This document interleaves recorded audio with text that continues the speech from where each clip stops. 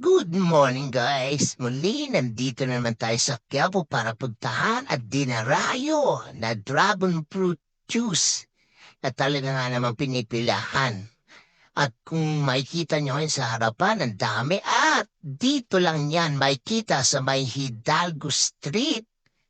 At hindi siya mahirap hanapin dahil nandito lang siya sa harap na simbahan ng Quiapo. Ayan, kung makikita nyo, nandyan na rin yung iba-ibang presyo. May 100, 80, 50, tsaka 70 pesos lang. At kung titignan nyo sa mga baso, talagang dragon fruit mismo ang nakalagay at wala nang iba pa.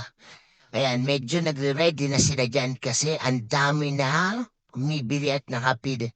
At siyempre, nakapila na rin tayo para matikman at ang dinadayo na sikat na dragon fruit juice. Ang in-order ko pala dyan yung 100. Kasi para marami, tsaka malaki.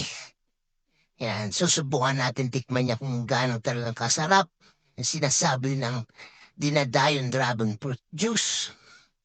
Ayan na, hinahalo na. At ito ay kadami. Talagang totoong dragon fruit talaga na nakalagay sa baso na at wala na iba. Eh ano, kitang-kita naman. Talaga naman. Eh nung sus ko, ang sarap lalo't ngayong mainit. Pantanggal ng uhaw sa mga taong nag-iinit. Joke lang. Ayan na, yung order namin. Ang laki at kinip natin yan. Ayun, masarap nga. Thank you.